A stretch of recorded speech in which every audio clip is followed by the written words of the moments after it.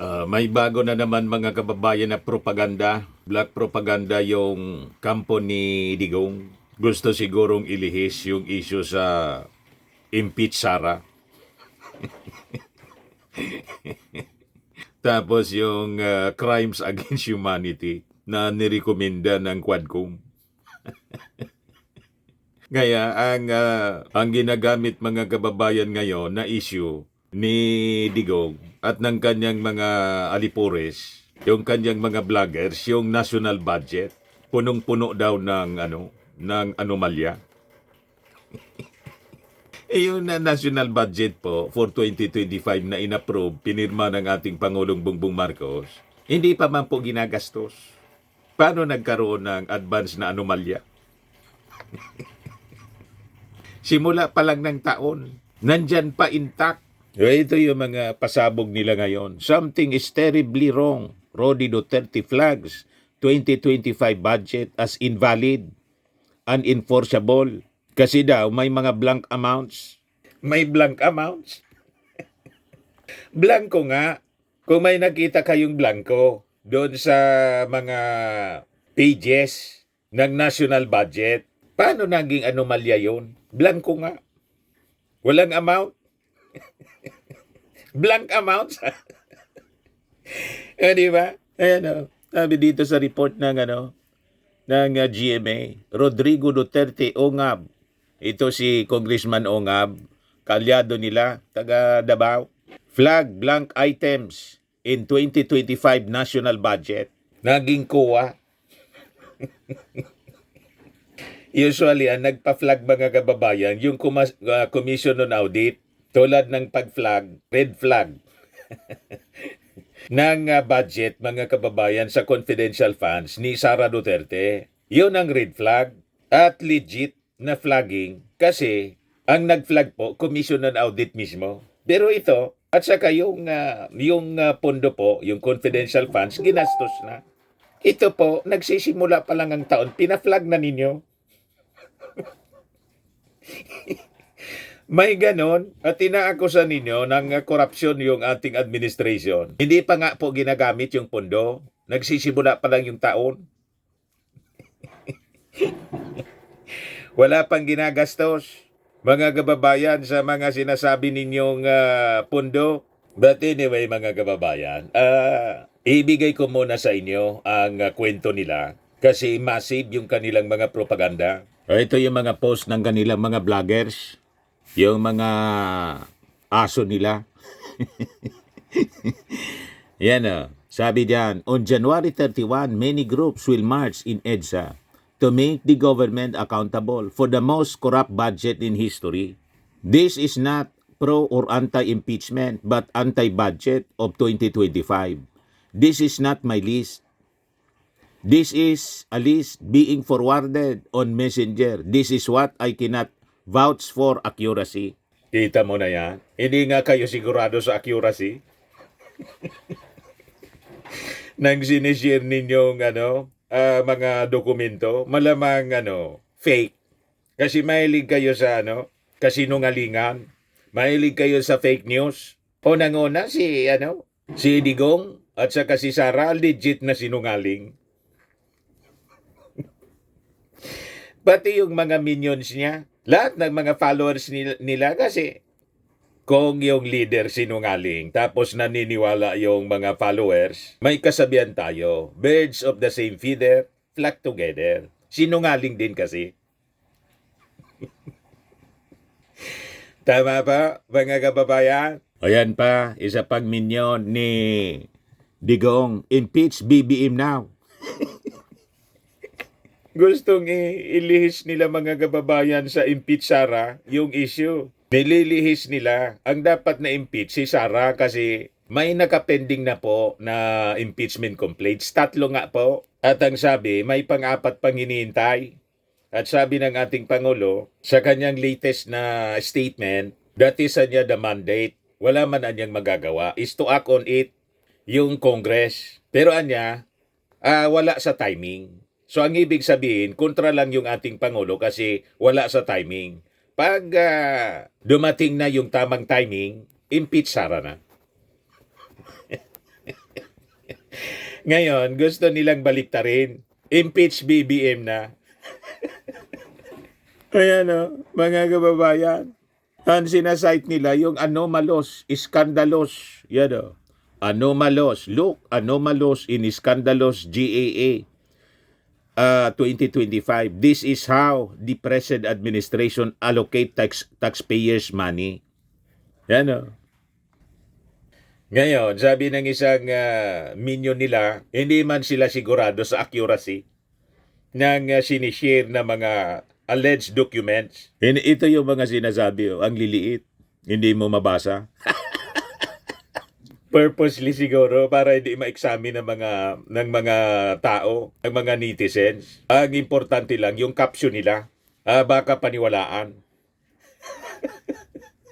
Ganon din po si Digo. Ayan o, ang liit-liit ng document, mga kababayan, pinapakita sa media. Tapos malaki yung yung headlines. Something is terribly wrong. Rodi Duterte flags 2025 budget as invalid, unenforceable, over blank amounts. Ang tanong mga kababayan, ibig bang sabihin, dumaan po sa pagsusuri ng Congress na yung Congress, sila yung may power of the purse. Magagaling po yung ating mga congressmen. Siguradong mas magaling kay Digong.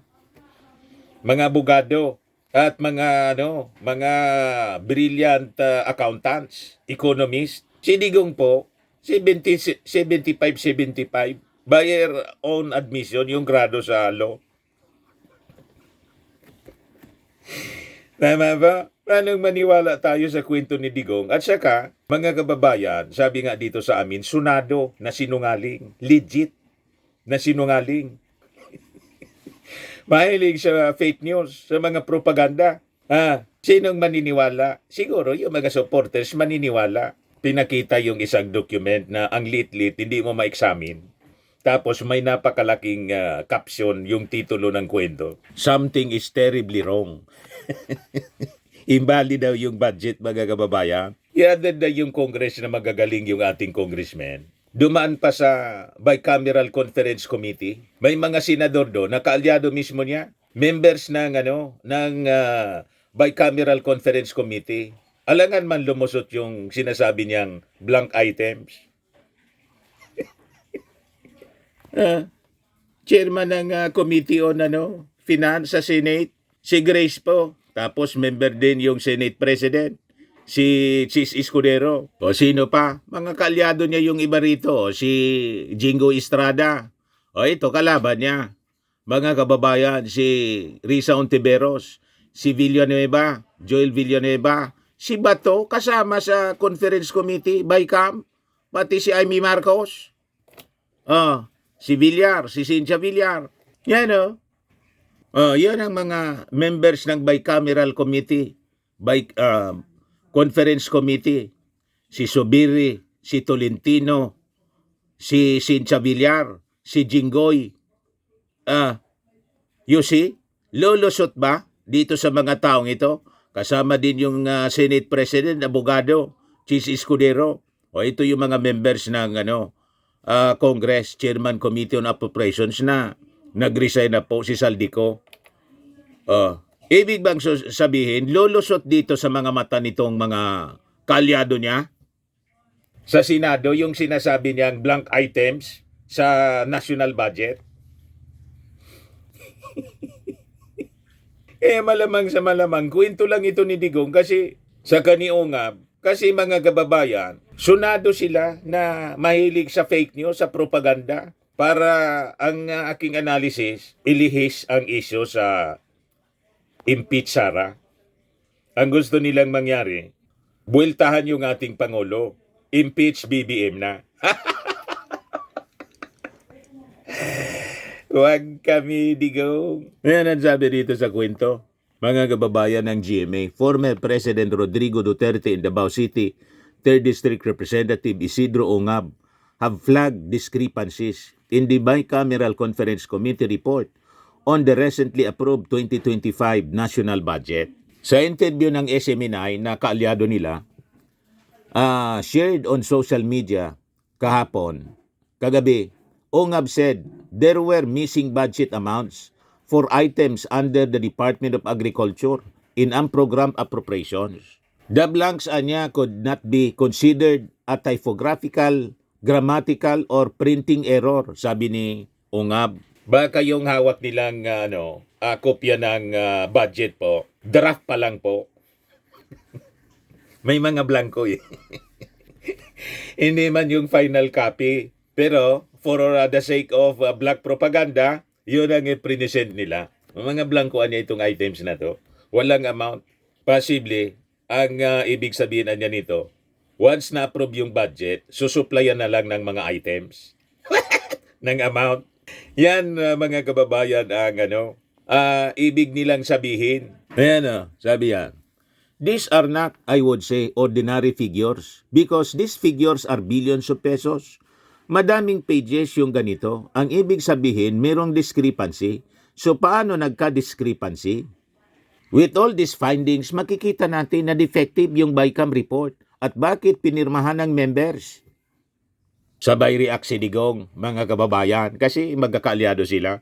Reacting to Ongab's findings, Duterte said that budget items should not be left empty to be filled up later on. Pag ganoon niya, there's something terribly wrong. As a matter of fact, I would say kung may mga blanco yan na lumusot, that is not a valid legislation. Kung nasa batas yan, lumabas na yan ng blanco-blanco. Either it could be filled up before or after sa Congress. Pagka putol-putol yan o kulang, that is not a valid budget for implementation. Malamang, kaya ninyo sinasabi yan, baka gawain ninyo. O, diba? Wala pa man po na napaflag kahit yung 3 years na yung ating Pangulong Bongbong Marcos. Wala pa sa budget other than yung budget ng Office of the Vice President ang na-flag na mali yung paggamit. Or may mga blank items. Wala pang gano'n na na-discover yung Commission on Audit. Ang na-discover ng Commission on Audit, may mga beneficiaries ng confidential funds ni Sara, non-existent siya. Tulad ni Mary Grace Piatos at Kokoy Villamin. Madaling sabi, gagawa-gawa lang yung mga beneficiaries. Yun ang na-discover ng Congress. Kaya nga may impeachment case laban kay Sara. Pero ito po, maganda niyan, mag-file kayo ng reklamo. I-cite ninyo yan, mga nakuha ninyong ebidensya na may mga blank items. Pero kung diretso kayo sa SMNI na isa ring kauri ninyo, malabo na paniwalaan ng ating mga mamamayang Filipino. Kasi, tunado nga, mahilig kayo sa fake news, mahilig kayo sa propaganda, mahilig kayo sa paninira tulad ng mga sinasabi ninyo sa ating Pangulo, ng ating Pangulo Bangag.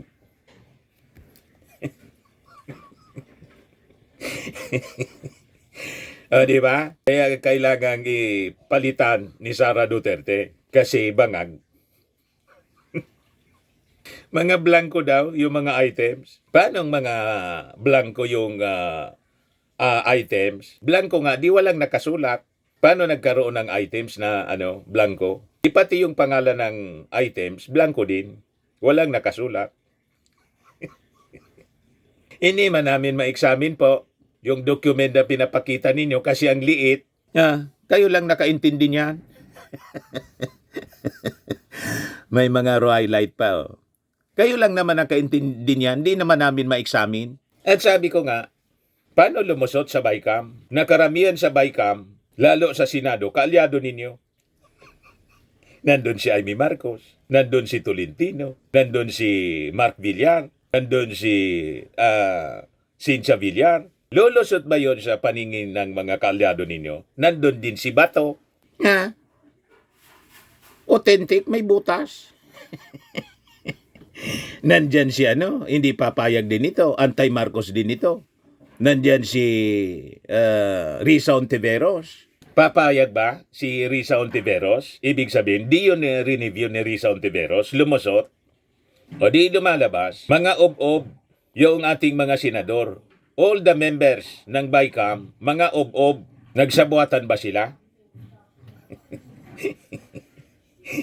At kasama sa kasabwat, si Lumusot napirma na ng ating Pangulo, ni-review pa ni ng ating Pangulo, kasama yung Executive Secretary na dating Chief Justice ng Supreme Court. Ipapahamak ba ng Chief Justice, ng dating Chief Justice at Executive Secretary, pati ni Enrile? Sila yung mga nag-review. Ipapahamak ba yung ating Pangulong Bongbong Marcos sa budget na yan? Siyempre hindi. Lalo lagi kayong nakabantay para iluklok si Sara. Ito mga aligasyon ninyo. Malabo na paniwalaan ng ating mga mamamayang Filipino. Mag-file kayo ng formal na reklamo para ma-examine yung mga documents na sinasabi ninyo. Yan sabi ni Digong, it's not only inaccurate, but I think the budget is in totality is invalid. That is not allowed by law. I would like to remind Congress. Mali po yan.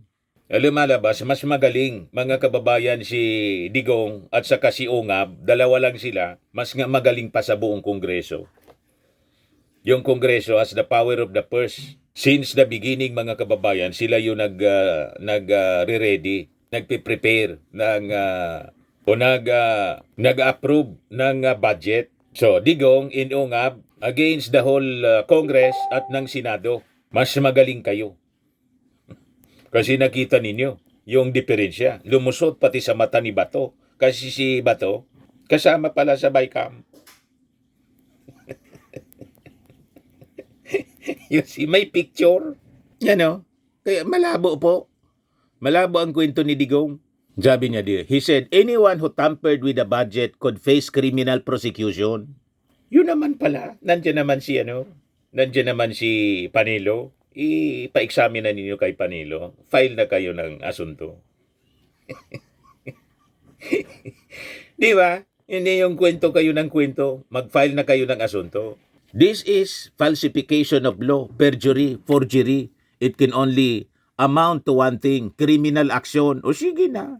You can all go to jail for that. Nakikiusap ako sa mga na to, kung sino yung gumawa ng ganon, pwede ba sabihin ko sa inyo, do not mess with the people of the Philippines. Magkakagulo tayo. Ayun, so alam na natin kung bakit nagpa-interview po kayo sa SMNI. Gusto ninyong manggatong. Kasi kahapon, nagrally yung kakamping, nakipag-alyansa sa mga Marcos supporters, Marcos vloggers, tagumpay yung impeach Sara rally. Marami yung nag-attend. Sabi mga more than 1,000. Pero yung iba, may mga dumating pa daw. Mga 3,000 dan yung dumating mga kababayan sa impeach Sara rally sa EDSA Shrine. I-reply ko po mga kababayan. Ito Bunyog. Bunyog party list yung nanguna. Kasama yung mga Marcos vloggers. Ibig sabihin daw, matao siya Marami. ay siya nga ang dahilan ng pagbagsak ng bansa. Sila mga Duterte ang dahilan. Tapos sabi niya kaya tatakbo siya sa 2028 dahil ayaw niya itong nangyayaring pabagsak ang bansa. Wala. Ang gagawin niya pag nanalo yan si Sara, mawawasak ang bansa. Wawasak. Ang imagine niyo, Vice President ka pa nga lang, ganyan ang ginawa mo. How much more kung presidente ka na? Walang hiya sila Duterte. Sa dami ng pinagpapatay nung panahon niya, 25,000 to 30,000. Walang due process yan. Hindi binigyan ng pagkakataon.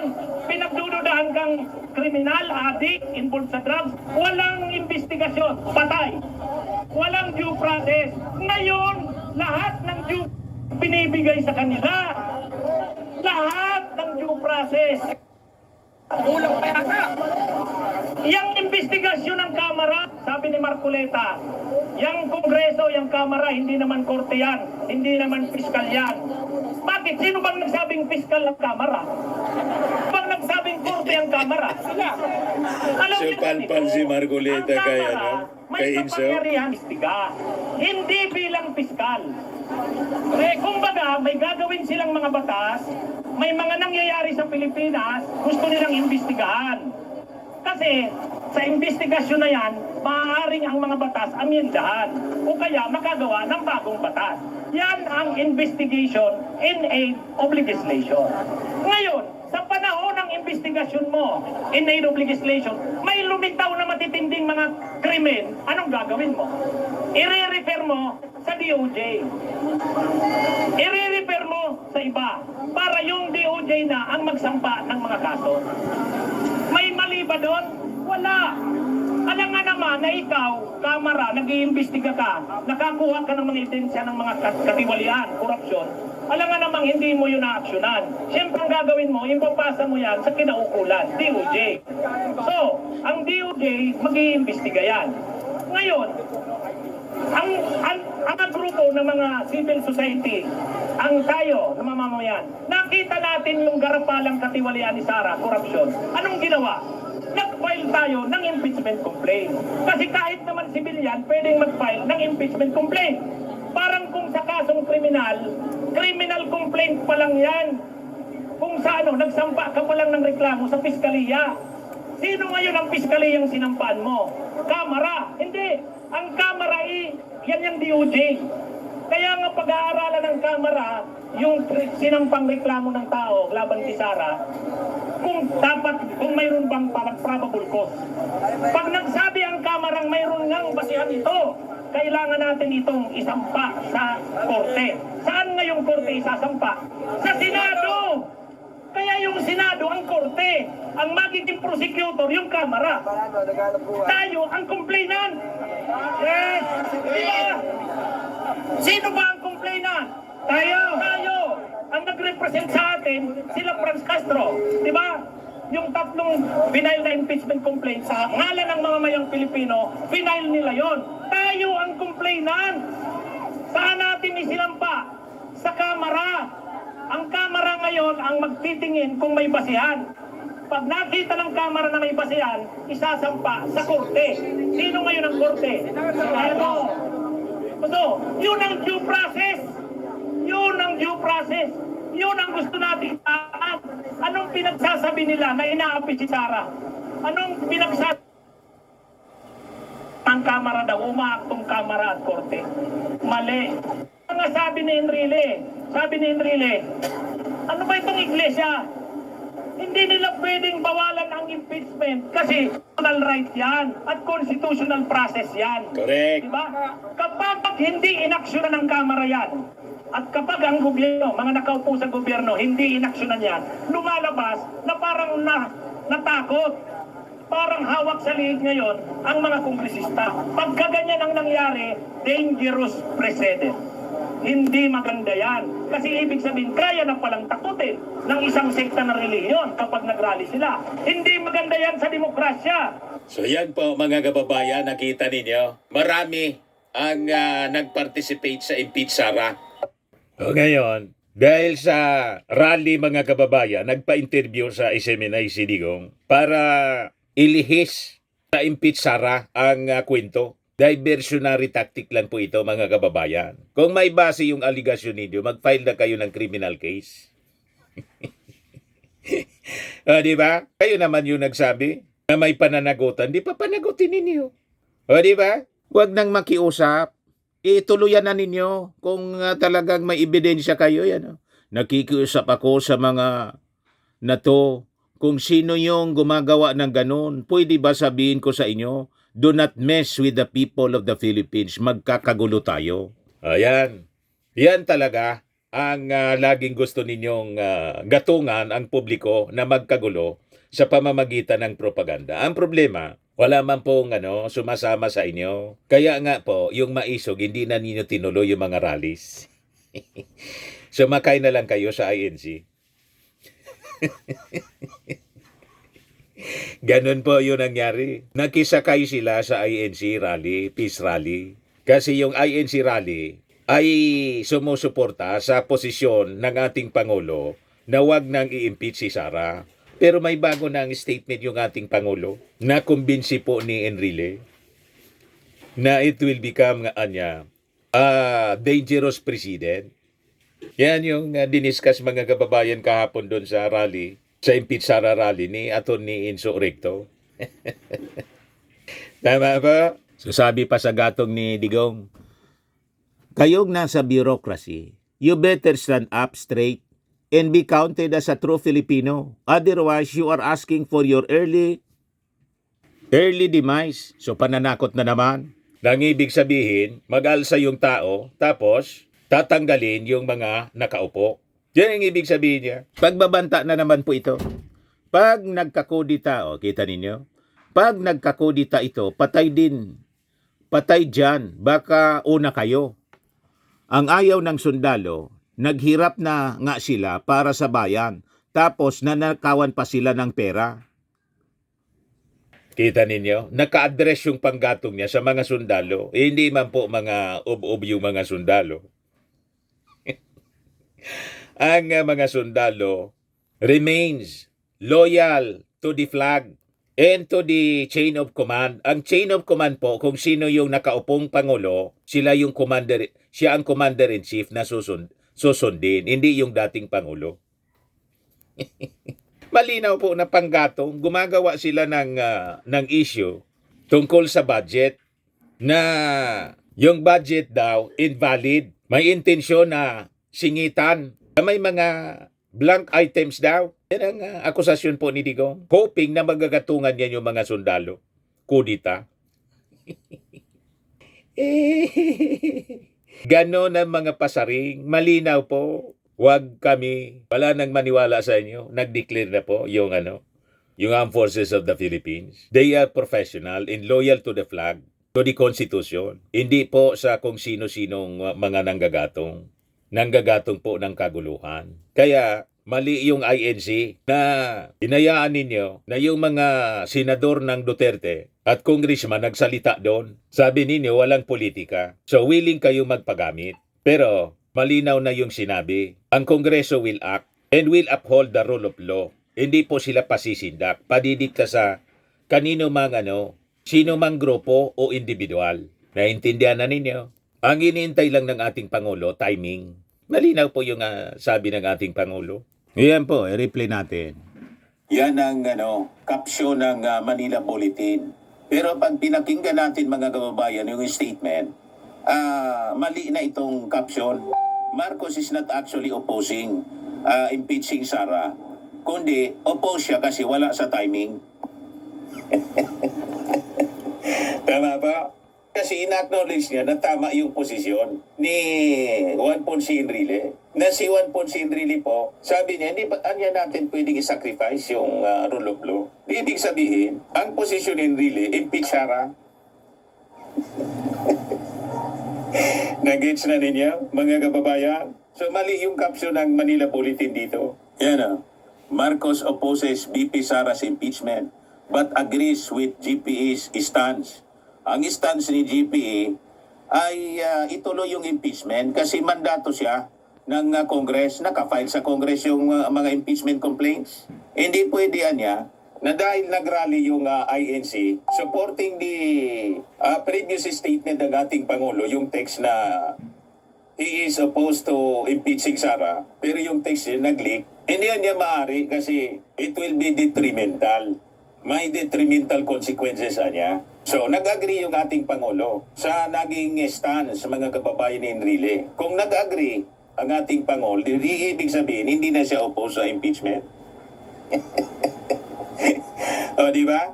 Mga kababayan, yung ibig sabihin nun, para lang nililinaw natin ito para yung kalituhan po, mawala yung kalituhan for clear understanding ng mga statement ng ating Pangulong Bongbong Marcos. Yan pakinggan natin mga kababayan ang kanyang sinabi. One of our best legal thinkers in the country. And he is right. There is a consequence to, there will be a precedence and it will be very problematic. But I still think that now, even if Congress is mandated to process this, Congress doesn't have, the House doesn't have a choice. The Senate doesn't have a choice once these impeachment complaints are filed.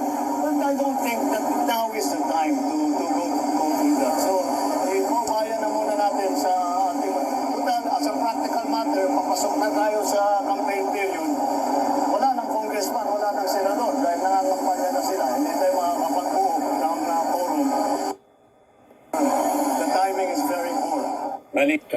So malinaw, hindi na oppose sa impeachment yung ating Pangulong Bongbong Marcos. Nakumbinsi siya ni Enrile.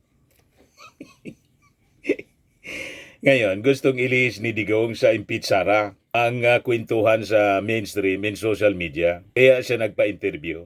Huwag kami. Sa mga naganap ng malinis and spacious fitness gym, pumunta lang po kayo sa aming Colossal Fitness Gym. We also offer Grab Car Rental with our brand new 2023 model ng Toyota Innova. We also accept booking for those who are planning to travel via PAL, Cebu Pacific, and other airline companies, local and international, and bills payment for Meralco Bills, PLDT, Aleco Bills, etc. Ang Colossal Fitness Gym is located at 3rd floor Security Bank Building, Landco Business Park, Legazpi City, Albay. For inquiries, look for Chilon Maravillas. Contact number 0966-802-0949. Yan yung aming Innova. Lagi na pong matao sa amin. Pati mga foreigners po, tingnan ninyo. Mga British tourists sila. Ang lalaki ng katawan na, mga kababayan, nag-gym sa amin. Ito naman po, Indian National. Ito mga mga European sila. Ito naman yung bago naming product na binibenta online, Eye Glow Serum. Whitening po siya galing sa South Korea. Tingnan ninyo yung epekto sa aking anak na architect entrepreneur, Riz Maravillas. For inquiries, look for Riz Maravillas on FB. Ito naman po, Firmax Firming and Lifting Cream. Pinapahid po ito sa mga pulses and affected area. Mainam po ito sa mga pains at paninigas na mga kaso-kasuan. Ito po, Automax Radiant Serum. Sa mukha naman yung application. Anti-aging po siya. You will look 10 years younger than your age. Sa mga cancer patients naman po, baka lang gusto ninyo itong itry. Nengxia Red Mixed Fruit Drink. Hindi man po siya gamot, food supplement siya. Kaya lang, gawa siya mga kababayan sa goji berry. Yung goji berry may anti-cancer properties. Yung mga inquiries ninyo, dumiretso na lang kayo sa aming messenger sa Facebook para masagot namin agad. Ayos po. Ako po si Dante Maravillas. Bye-bye. God bless.